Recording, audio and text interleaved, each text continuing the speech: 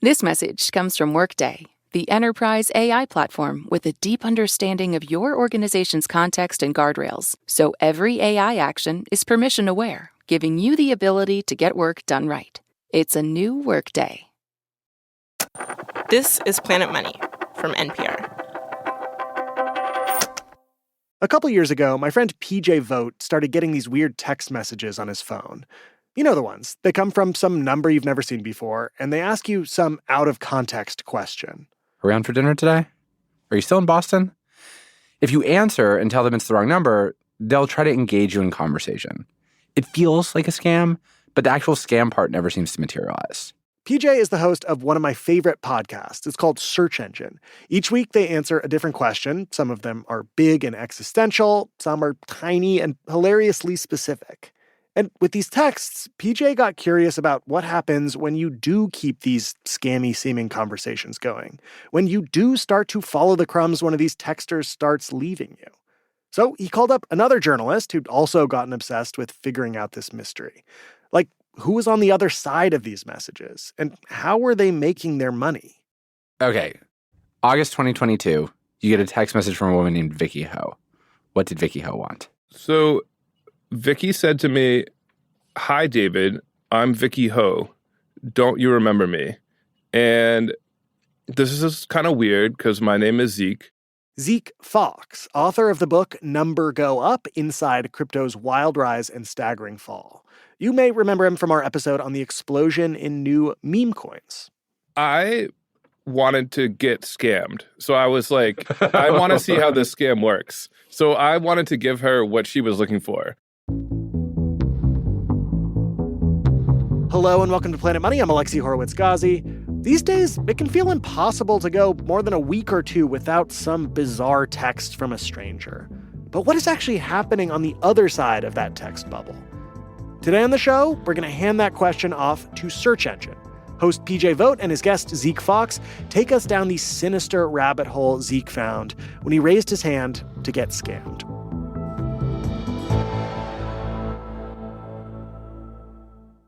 Support for this podcast and for Planet Money Summer School comes from Capital One. With no fees or minimums on checking accounts, it's no wonder the Capital One bank guy is passionate about banking with Capital One. If he were here, he wouldn't just tell you about no fees or minimums. He'd also talk about how Capital One cafes are open 7 days a week to handle your banking needs. It's pretty much all he talks about, in a good way. What's in your wallet? Terms apply. See CapitalOne.com/bank. Capital One N.A., member FDIC.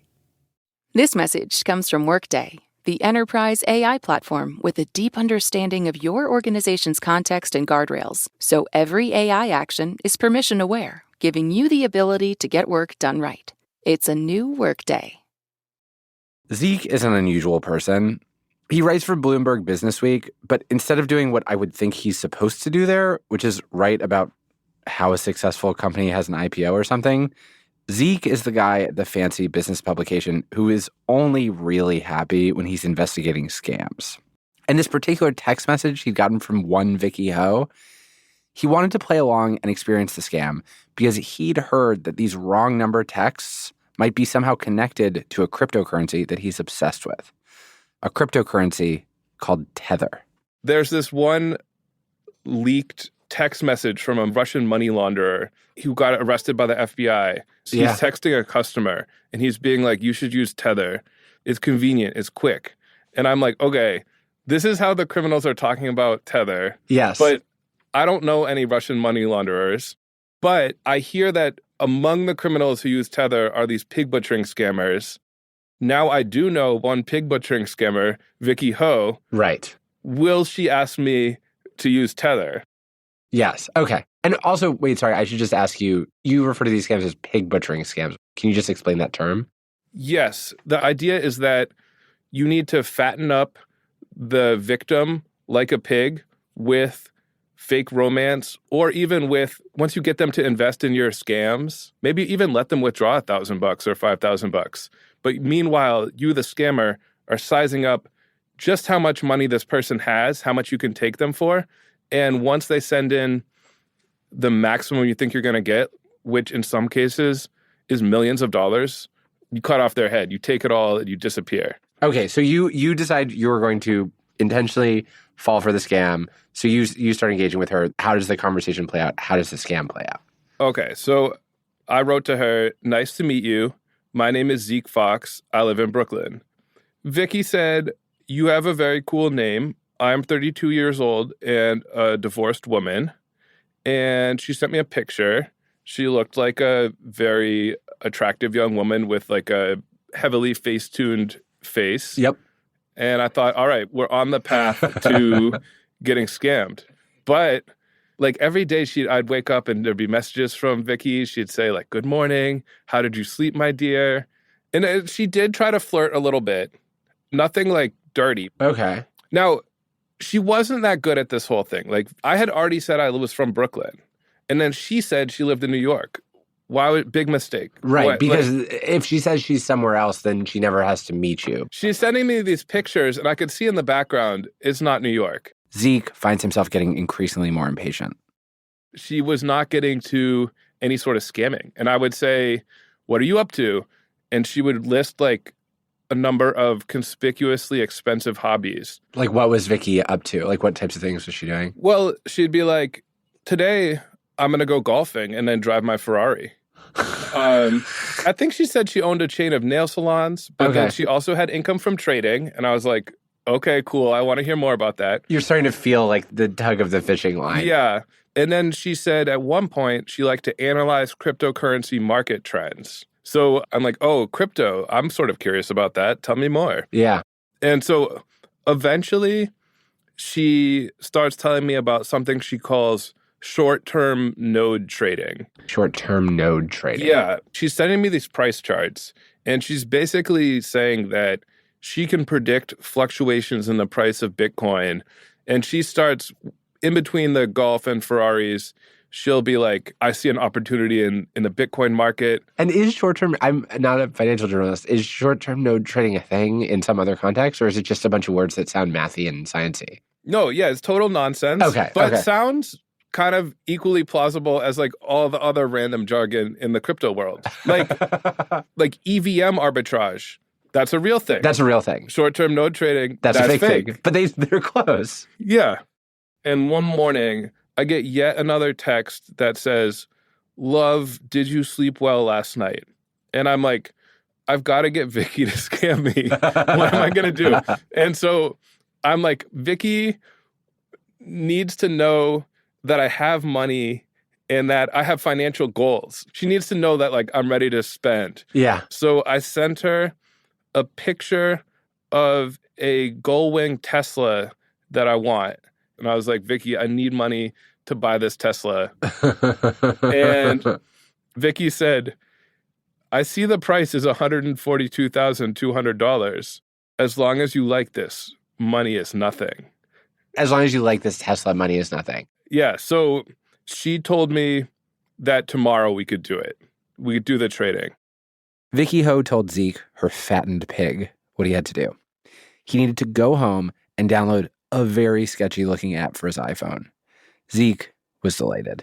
Once we get into it, she sends me a link to download an app that's called ZBXS. ZBXS. And this is like an iPhone app? Kind of. You have to sideload it. Okay. It's like not allowed in the Apple store, but it can be in a dodgy way put onto an iPhone. Let me tell you, it was not easy to install ZBXS. You have to be pretty motivated. This is why she had to butter me up for a week. Oh. Because like these instructions to get this bootleg app on your phone are not simple. Okay. Like my mom, I don't think would ever be able to install ZBXS. Did you have to jailbreak your phone? No, but it was just like you had to adjust something in the settings that seemed very clearly designed to protect you from things like this. Yes, it was clear it was a bad idea. And you open up the app and it says it's a new and safe, stable trading market. And it's got a lot of like price symbols and it looks kind of like a bad crypto trading app. Okay. But one thing that was promising is that all the prices are quoted in terms of Tether. So first she tells me to download crypto.com. I say, yes, the exchange of my friend Matt Damon. Then I learned that crypto.com is illegal in New York and it won't work for me. Okay. So like Vicky probably should have researched that. Yeah, as a New Yorker. Yeah. Then she suggests I use one called Trust Wallet. And this is where the good message comes. I'm like, what should I buy in Trust Wallet? I've downloaded it. And she says, find USDT to buy. That's Tether. Yeah. Because USDT is not affected by any rise or fall in the currency market. Which is true, actually. It's pegged to the dollar. Yes, it's a stable coin. Yes. Each Tether is always supposed to be worth $1. Yes. Because I was sort of wondering, all the cryptos would probably be pretty good for Vicky's purposes. Yeah. Why Tether? This is why. It's part of the sales pitch. That she's like, oh, it's always worth $1. Don't worry about it. So one of the funny things I always learned in investigating crypto is that in theory, there's no fees, but there's always lots of fees. They always hit you with some fees. And in order to buy Tether the way that Vicky suggested, I have to pay $105.86 for 93 Tethers. So I'm paying $12 in fees. Yes. I don't know why. Vicky says it doesn't matter. We're going to make so much money on the nodes. You're going to be buying a Tesla. Okay, so just to recap, because I fear this may be getting a little bit confusing, Vicky told Zeke to spend $100 real on $100 worth of the cryptocurrency Tether. And then she told him to transfer that crypto into a wallet, a crypto bank account on the internet. Vicky was saying to Zeke that this wallet belonged to a crypto trading app called ZBXS. More likely, the money was just going directly to the entity behind Vicky Ho. Zeke, meanwhile, was dutifully following all of these instructions so that he could learn as much about the entity as possible. I tell her I'm nervous, and she said, it's okay. I was nervous when I first traded too. You have to relax. It's not too complicated. Then she says, get ready. We have to be ready by 4:30. You have to make sure you have 500 tethers in ZBXS by then. And at this point, I might have been busy that day. Also, like my budget for losing money to Vicky Ho was more like $100. I didn't really want to lose the 500. So I was sort of hesitating, and she starts calling me, asking me to send the 500. Okay, Jake, what are you doing? I see you got my message. Why you not reply to me back? Why you don't pick up my phone? I'm waiting for your reply me, okay? I don't know why. I did sort of stick to the truth in my communications with her, a lot of them. So I said I had to take my daughter to the doctor. She said, well, the child's body is important. Child's body is important. Yeah. She asks, has your daughter's health improved? She suggests that I maybe do some trades so I could get money to buy my daughter a gift. In this moment, when the person claiming to be Vicky Ho was telling Zeke to send her more money so that he could buy his ailing daughter a gift, things had gone as far as were really useful for Zeke. He actually had what he needed from this scammer posing as Vicky Ho. Cryptocurrency is traceable. When crypto is sent from one person to another, it usually leaves a public trail, which meant Zeke could look at the wallet where he'd sent his $100 and see all of its other transactions, the money in, the money out. And when he looked, he saw vast sums of money flowing from suckers like him in the West to this address where it would sit for a moment and then move on to Asian crypto exchanges, presumably to be cashed out by the scammers. Do you have a sense of how do people come to lose like millions of dollars in this? These scammers are often not any more convincing than Vicky was with me. Yeah. But one thing a lot of the people have in common is that they've hit some sort of desperate circumstance in their life. Like they have a terminal illness, or they've just lost a loved one, or it's the pandemic and they're unemployed and they've had to move in with their parents. And a lot of people, if you're at least middle-aged, have access to some amount of money. You could max out your credit card even if you're broke. Yeah. There's weirdly something exciting about knowing that this door that you're dancing in front of, some people have walked through to complete ruin. Like you're talking to someone who is trying to push you into a process where they will take all of your money and all the money you have access to. And that's like a dangerous thing, but they're also doing it in such a clumsy way that you can like have fun with it, I guess. Yeah. Although once you know what's really going on the other end of the text messages, it becomes not fun at all. And I started to wonder if Vicky might be punished for her failure to scam me. And I realized that it was time to come clean. After the break, Zeke and PJ start digging into how much trouble Vicky might actually be in and discover a whole web of human trafficking and scam compounds on the other end of the text bubble. More from the Search Engine Podcast when we come back. Support for this podcast and for Planet Money Summer School comes from Capital One. With no fees or minimums on checking accounts, it's no wonder the Capital One bank guy is passionate about banking with Capital One. If he were here, he wouldn't just tell you about no fees or minimums. He'd also talk about how Capital One cafes are open 7 days a week to handle your banking needs. It's pretty much all he talks about, in a good way. What's in your wallet? Terms apply. See CapitalOne.com/bank. Capital One N.A., member FDIC. This message comes from American Home Shield. It's not a matter of if an appliance or system, like your HVAC, will break, but when. Without a home warranty, these repairs or replacements can cost thousands. But with an AHS home warranty, they will fix covered breakdowns, helping protect your wallet.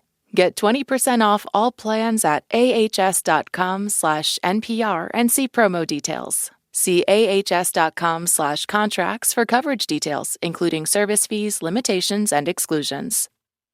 This message comes from Workday, the enterprise AI platform with a deep understanding of your organization's context and guardrails, so every AI action is permission-aware, giving you the ability to get work done right. It's a new Workday. So for Zeke, what started out as a fun side reporting project of getting scammed starts to feel a little icky. Like, what if pretending he's going to hand over all this money and then not doing it ends up getting the person on the other end of the text bubble in big trouble? So he goes searching for someone who knows what might be happening over there, and he finds this group of volunteers who call themselves the Global Anti-Scam Organization. He ends up talking to a guy known as Ice Toad, and he handed off Ice Toad's contact information to search engine host PJ Vogt. I actually talked to Ice Toad. He told me that, like many people who end up in this world, he arrived because he got scammed himself. The trick he fell for, it used to be called a romance scam. At some point, those romance scams evolved into what we now know to be pig butchering scams. Otherwise known as Xiaozhoupen in Chinese. Ice Toad finds the Global Anti-Scam Organization, which was started by a woman from Singapore who had also been scammed. But while the organization began in an effort to protect people being scammed, its members had started to learn about the scammers themselves. Because we realized that these scammers were actually, in a lot of instances, they weren't choosing to scam other people. They had been human trafficked into a place and then basically locked in a compound and forced to scam people. How did you begin to understand that? We got a few of them to admit the fact that they couldn't escape, and they would tell you what was actually going on in hopes that you would ring up law enforcement or whoever and get them freed. When Zeke finally found Ice Toad, what he'd originally wanted was just help from a crypto tracing expert who might be able to follow the $100 he'd sent Vicky Ho further and more forensically than he could on his own. Ice Toad is explaining to me how he can trace the crypto wallets. And he's like, I've personally seen hundreds of millions of dollars of Tether moved because of these scams. Oh, wow. And I'm kind of thinking there might be some way to locate Vicky. I mean, maybe not Vicky herself, but like Ice Toad is like, you know who you should really talk to is this Vietnamese hacker. The Vietnamese hacker helped Zeke crack into the fake crypto trading app that Vicky Ho had given him, although whoever was behind the app quickly shut down the whole operation when they realized that an intrusion was happening. But from that hacker, and from other people Zeke spoke to, he was able to get a sense of what a day in the life was like for someone in one of these scam compounds. What I've learned is that there's like a hierarchy within the compound. And the lowest level workers who've been trafficked, they got 10 phones, each has like a different fake identity, and they're trolling the world, sending spam messages, sending messages on LinkedIn, on Instagram, on Tinder, whatever. And they've got like some sort of quota for how many calls they need to initiate. Yeah. Once you've got somebody hooked, that person gets passed off to like a manager. So almost like the moment you write back, you get pushed up to someone who is more of like the closer. Yeah, and it was actually Vicky One hit me on text message. Yeah. Once we chatted a bit, they moved me to WhatsApp. Oh, interesting. And that's probably when a more skillful Vicky took over. Right.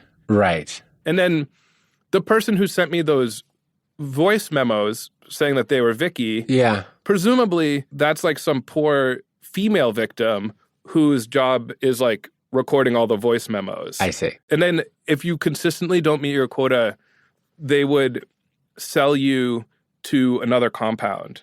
The only way to leave is if you pay a ransom of like anywhere from like 5 to 30 grand. And I realized that it was time to come clean. So I told her, I'm an investigative reporter and I'm only talking to you because I wanted to figure out how this works. And I also said, I've heard bad things about the working conditions for people like you. And she wrote back and said, oh, it's not what you think. Her WhatsApp picture disappeared and I never heard from her again. Zeke had learned that many of these scam messages originated in Cambodia. And more specifically, from a single city, actually a single neighborhood there. A place called Chinatown in a beach town called Sihanoukville. Sihanoukville is a string of high-rises along the water. It looks a little bit like a less glitzy Miami. I found a blog from like a kind of confused tourist who went on like a very detailed drive around Chinatown. Hello, everybody, and welcome back. Today we're in Sihanoukville. There's actually a ton of video blogs in this strange genre. European tourists careening around Sihanoukville with a camera on, unaware of what it is they're really filming. We are in Sihanoukville. It seems like a very interesting place. We are in Sihanoukville. In recent years, there was a huge casino development boom fueled by Chinese money. It's now got like 100 casinos. This is another casino. Is that another casino? Yeah, it is. Casino number 7. But Sihanoukville fell on hard times. Like the skyline is completely unfinished. There's literally like thousands of unfinished buildings around Sihanoukville because this development boom just like stopped. Casinos and half-built buildings. It doesn't make any sense. And the casinos, the ones that were built, had no customers coming in. Right. So a lot of these casinos turned to scamming. And sorry, this vacation blogger, what did they report seeing? On the ground floor, a lot of the buildings have restaurants, barbershops, bodegas, all with signage in Chinese because like the intended customer is not Cambodian.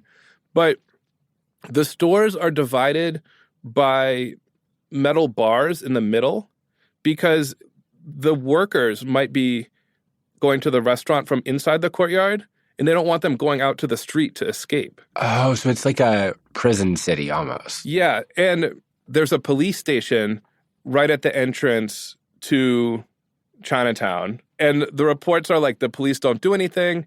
A lot of the local news, they're interviewing the people who like stand on the street and sell cigarettes, or the guy who runs the bodega or whatever, people who aren't involved but who just live in the neighborhood. And that one of these people said, if an ambulance doesn't come every week, it's a wonder.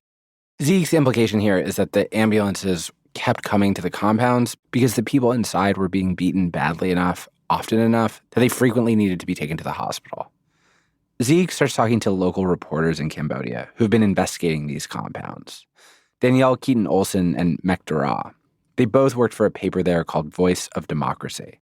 They've been writing these exposés about Sihanoukville, and in Chinatown, there were just like 40 or 50 buildings where, according to what they were saying, thousands of people were trapped there and forced to run these scams. My name is Mek Dara. I'm from Cambodia, and I have been a reporter for more than 10 years. I talked to Dara over the world's glitchiest internet connection. He was connecting from an internet cafe in Phnom Penh, the city where he began his career as a reporter. I start writing about crime, and then I start to moving to the human rights, environment, politics. The way Dara first started to crack the scam compound story was when a Chinese friend brought him a group of people who had just gotten out of one of the compounds. He brought me 2 or 3 4 people who have been released from the compound, and I start to interviewing. I start to learn what they do. As details emerged, he kept adjusting his picture of what life was like in there. More cruel, more brutal. More brutal. He started hanging around outside the compounds, looking at how their exteriors were set up. With barbed wire, with the guard, very strict guard, So He saw high security, barbed wire, guards, people only allowed to enter or leave with a card. One of the questions I had about all this was just, why not just pay people to do this? Why hold them prisoner at all? What I learned is that these compounds seem to be an evolution. In the beginning, some people likely were coming in voluntarily for jobs where they'd be paid to scam Americans and Chinese people. Here's Zeke. Some of them might sort of know they're getting into scamming, but they don't realize that they will be stuck there or that they'll be abused. And is it sort of like that similarly, like on the American side of it, the reason people fall for these scams is they're desperate and, something has happened in their lives that has thrown a wrench into the gears. It sounds like for the people who end up being compelled to run these scams, it's similar. It's like their life hits a rough patch and they try something risky that they might not have tried. Right. I mean, if someone told you, do you want to go work in customer service in Cambodia? Like, we'll give you $200 a month. That would hold no appeal for you. Right. But yes, like there are a class of people who can't find any jobs, who are desperate for work. And when they see an ad on Facebook or something like that, they're like, I'll give it a try. So Zeke says this may have started as a business without human trafficking. And some of these compounds may include willing workers. But the margins are thin here. It takes a lot of messages to find a sucker. And Dara told me that he talked to a boss from one of the compounds who described the financial pressure he feels he's under. One scammer, local scammer, he told me we need to scam this month to get at least 1 million. If we don't get, we will go bankrupt. The boss was worried about going bankrupt. So the overbosses push the bosses under them, and the bosses push the people beneath, which in this environment often means physical torture. People being tortured, people being cut out hand, finger, leg, electric shock. Just floor after floor of people who were forced to send scam messages around the clock. And if they didn't meet quotas, they'd be beaten or tortured, like shocked with electric batons, or even killed. Like, I've heard from people that if they didn't meet their quota, they had to line up and beat each other. And they'd be like, if you don't beat each other hard enough, like, we will beat you. Just like the worst stories. Zeke wanted to go to see these compounds in person for himself. He did not expect to get inside, but he wanted to see how close he could get. So he takes a bus from Vietnam to Cambodia. He meets up with the reporter Mek Dara, and they head to the neighborhood where all of these scam compounds are. Chinatown is outside the city center. It's like maybe a 15-minute drive from town. And there's a big avenue that runs through the middle of it. And on the right is this like blue glass X-shaped unfinished casino. And on the left is two different groups of office towers. The first group, maybe a dozen buildings, could have held thousands of people. These ones, as we get there, they're clearly empty. And the gates are open, and we're able to walk into the courtyard. But if you keep going, you get to a second group of buildings that surround a hotel called the KB Hotel. People call it Kaibo because it's next to this KB or Kaibo Hotel. Okay. And it's another like 12 buildings that could have held a few thousand people. This was the place that Zeke had heard so many rumors about. The place that the text message from Vicky Ho had drawn him to. A boom town gone bust, half-built, that had turned into this. A string of nondescript buildings, modified to become more like prisons.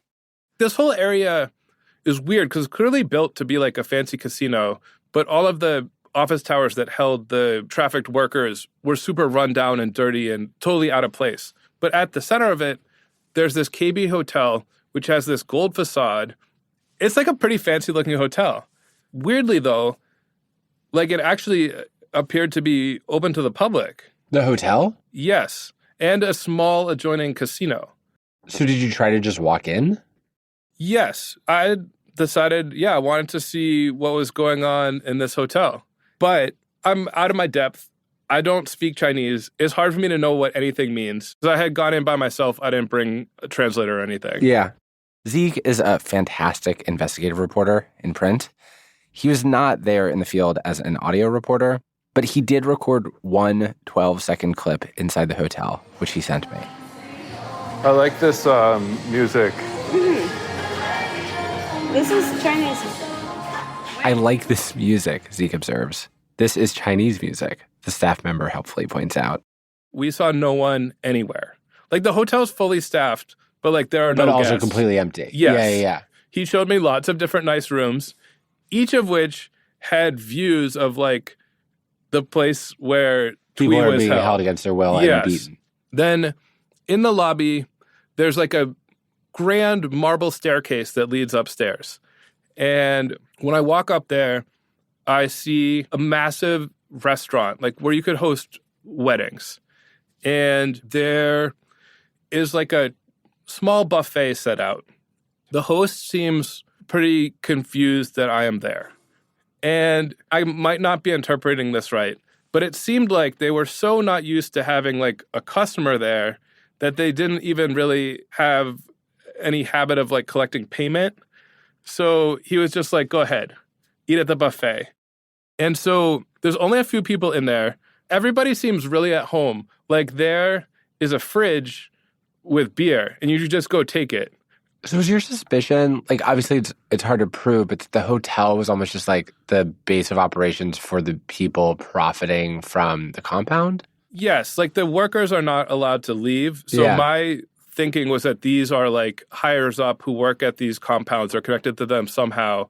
And this is like their cafeteria. God, but again, I really have no idea what's going on. Yeah. So one of the hostesses spoke English and so like came over to, see if I needed anything. And I was like, what's with this place? Why is it so empty? Yeah. What's with these dirty buildings next door? Yeah. And she said it only opened to the public a couple months ago, i.e. after the raids. Oh. And she said that before that, only people who worked in the buildings had been allowed to come to the hotel. And I'm like, why is there all these armed guards? And she says, this is Chinatown, don't you know? And I'm like, no, I don't know. And she's like, the people inside, they can't go outside. Oh, wow. She just said it. And then I made like a horrible face, I think. And she tried to reassure me. And she's like, don't worry. The staff here, we have our freedom. And I was just like, oh, no. I just thought, like, this is horrible. And Dara and our driver picked me up. Yeah. And we're driving out of Chinatown. And right by the police station on your way out of Chinatown, I see a closed currency exchange. And the signs have been taken down, but you can still sort of see the shadows of, like, the letters that they had on the facade. Yeah. And it's USDT, and it's advertising that they'll like trade Tether for cash. God. So for you, it's like you see all that misery. So many things have to happen to create that situation. But what you see undergirding it is Tether, like this cryptocurrency that you had originally been curious about. Like that, I mean, if it weren't Tether, it might be a different form of crypto, but that without digital, very difficult to trace money, you don't have a scam that's able to get that baroque and organized and stay up for that long. That in a world where, you had the same authoritarian regime and you had people wanting to make money and human misery, that just the money trail of banking would mean that it was easier for even like other countries to prosecute this. Yes, but I will say in recent months, this has become like a bigger issue among governments. A study from the University of Texas estimates that between 2020 and 2024, pig butchering scammers have likely stolen more than $75 billion internationally. Even though it is in many cases Americans falling for these scams, it's not entirely clear what the American government could do about them. Zeke believes that the problem, it may actually be solved in China. Most of the victims, both of the trafficking and the financial victims, are Chinese. These days, Zeke is back in America, where he continues to chase down all manner of financial funny business. This week, it was a lender accused of making illegal loans to small businesses. Mekdara, who covered the scam compounds in Cambodia, perhaps closer than anyone else, no longer has a newspaper job. His paper was shut down last year by the Cambodian regime. Dara told us he now spends his time gardening vegetables and continuing to research criminal activity associated with the compounds. He said the one new trend in the scamming industry these days? AI. Some of these scam bosses have figured out that a chatbot can do this work just as well as a trafficked human. Honestly, one job AI could steal where I don't think anybody would complain. That was PJ Vogt, host of the Search Engine podcast, with his guest Zeke Faux, who's an investigative reporter at Bloomberg. You can hear the full episode in the Search Engine feed, which is available wherever pods are cast. If you're new to Planet Money, welcome. The water's warm. Feel free to scroll back through our episode feed for dispatches from the trade war, stories on how the economy got addicted to subscriptions, and the optimal way to price an egg during an egg shortage. Search Engine is a presentation of Odyssey and Jigsaw Productions. It was created by me, PJ Vogt, and Shruti Pinamaneni, and it's produced by Garrett Graham and Noah John. Fact-checking this week by Sean Merchant. Theme, original composition, and mixing by Armin Bazarian. Our executive producers are Jenna Weiss-Berman and Leah Reese-Dennis. This episode of Planet Money was produced by Emma Peasley and edited by Marianne McCune. It was engineered by Gilly Moon. Alex Goldmark is our executive producer. I'm Alexi Horowitz-Ghazi. This is NPR. Thanks for listening.